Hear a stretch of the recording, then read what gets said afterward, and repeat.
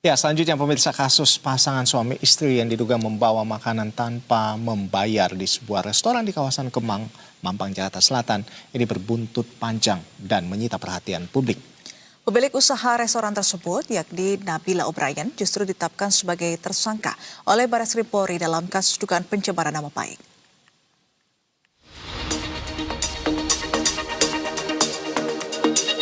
Kasus dugaan aksi ambil makanan tanpa bayar oleh pasangan suami istri di sebuah restoran di Kemang, Jakarta Selatan, kini justru menyeret sang pemilik restoran menjadi tersangka. Nabila O'Brien, pemilik usaha Bibi Kelinci, ditetapkan sebagai tersangka atas dugaan pencemaran nama baik oleh Barreskrim Polri. Pihak Nabila menilai penetapan ini janggal dan berencana untuk menempuh jalur pra-peradilan. Didampingi kuasa hukumnya, Nabila menyayangkan penetapan tersebut. Ia merasa dikriminalisasi karena menyebarkan rekaman video kejadian di media sosial demi mencari keadilan. Selain status hukum, Nabila mengaku bisnisnya terpuruk dan kini menghadapi tuntutan ganti rugi sebesar 1 miliar rupiah dari pihak pelapor. Di mana hati nurani kalian? Kalian datang ke tempat saya, mengambil 14 produk makanan dan minuman kami tanpa membayar sepeser pun. Tidak hanya itu, kalian menghina karyawan-karyawan saya, masuk ke area dapur saya, membentak dan mencaci maki karyawan saya yang sedang bekerja mencari nafkah. Kalian justru melaporkan saya balik. Untuk apa? Kalian sendiri sudah mengakui bahwa kalian mengambil makanan itu. Namun sekarang kalian menuntut saya 1 miliar rupiah sampai 5 bulan lamanya. Kuasa hukum Nabila, Goldi Natasha, menegaskan akan melawan. Pihaknya berencana mengajukan gelar perkara khusus dan gugatan pra-peradilan. Selain itu, mereka dijadwalkan akan menghadiri rapat dengar pendapat dengan Komisi 3 DPR RI untuk mencari keadilan secara objektif. Untuk menjawab pertanyaan terakhir, kami sangat berterima kasih kepada Ketua Komisi 3 Bapak Habibur Rahman untuk mendengarkan langsung hal-hal apa saja yang terjadi dengan klien kami. Kami akan datang dengan niat yang baik, hati yang bersih di bulan yang suci ini untuk memberitahukan dan juga memaparkan apapun yang perlu dipaparkan. Sebelumnya pasangan ZK dan ES yang diketahui merupakan seorang gitaris ternama dan psikolog telah ditetapkan sebagai tersangka oleh Polsek Mampang pada Februari 2026 atas aksi intimidasi dan pengambilan barang tanpa izin. Roy Adriansyah, Berita 1, Jakarta. Ya, pemirsa, kasus di sebuah restoran kecil di Kemang ini memang awalnya kelihatan sederhana ya, pemirsa. Ada pelanggan yang diduga membawa makanan tanpa membayar sekitar Rp500.000. Tapi sekarang ceritanya itu malah berkembang menjadi 2 kasus hukum sekaligus. Wow.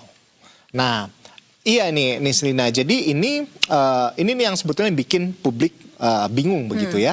Dimana pemilik restoran yang awalnya melapor dugaan pencurian justru sekarang malah berstatus tersangka. Nah, jadi bukan cuma soal makan tanpa bayar ini, tapi yang tapi ini juga adalah soal pencemaran nama baik di media sosial. Ya, dan kalau kita tarik balik ke awal ya, kejadian ini sebetulnya terjadi pada September 2025, Ando dan juga pemirsa. Oh, udah tahun lalu ya? Iya, di restoran Bibi Kelinci namanya. Ada di kawasan Kemang, Jakarta Selatan, di mana sepasang suami istri datang memesan belasan menu makanan dan juga minuman yang nilai totalnya ini sekitar Rp530.000. Oke. Jadi 11 menu makanan sekitar 500-an lah begitu ya. Dan menurut keterangan pihak restoran saat itu kondisi tempat makan mereka itu lagi padat ya, lagi ramai banget pengunjung. Dan pesanan dianggap lama datang, lalu pelanggan akhirnya masuk ke area dapur yang sebenarnya ini area terbatas gitu ya, khusus untuk chef dan juga karyawan seperti itu. Nah, dan bahkan disebut nggak cuma sekedar masuk doang, ini sampai sempat marah-marah di dapur itu, di kitchennya. Oke, jadi ini karena adanya hal tersebut, pasangan tersebut kemudian membawa 14 makanan atau 11 pesanan makanan yang sudah dipesan sebelumnya keluar restoran tanpa melakukan pembayaran. Nah, peristiwa ini terekam CCTV dan kemudian diunggah oleh pemilik restoran ke media sosialnya. Nah, ini udah mulai kelihatan ya kasusnya satu tadi. Udah centang ya kasusnya. Oh iya, bawa makanan nggak bayar. Ya. Ya, satu. Nah dari sini kasusnya mulai viral nih pemirsa. Nah banyak netizen yang waktu itu melihatnya sebagai cerita klasik, yaitu pelanggan marah lalu pergi tanpa bayar gitu ya. Nah pemilik restoran kemudian melaporkan kejadian ini ke Polsek Mampang atas dugaan pencurian. Ya, dan laporan Gitu. itu memang sempat diproses ya.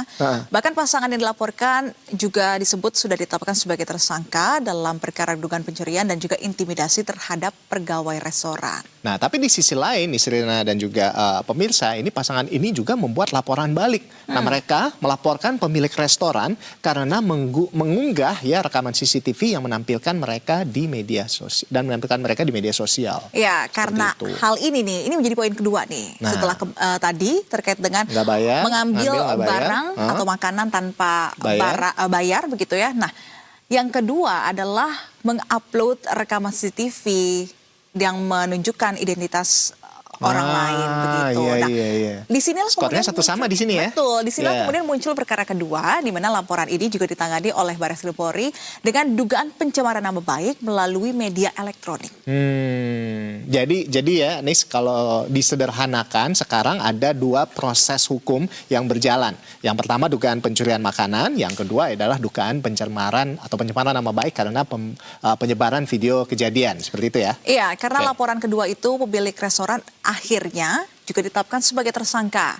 Ia bahkan disebut menghadapi tuntutan ganti rugi hingga 1 miliar rupiah dari pihak pelapor. Rupiah. Nah, ini yang membuat kasusnya ramai sebetulnya diperbincangkan. Banyak yang merasa situasinya seperti lingkaran begitu ya. Kalau tidak diviralkan mungkin tidak diproses ya kan, suka seperti itu. Ya. Tapi ketika diviralkan malah berujung laporan balik. Iya, di sisi lain dari sudut pandang hukum penyebaran rekaman seseorang ke publik ini memang masuk kategori pencemaran nama baik. Apalagi kalau identitas orangnya ini bisa dikenali.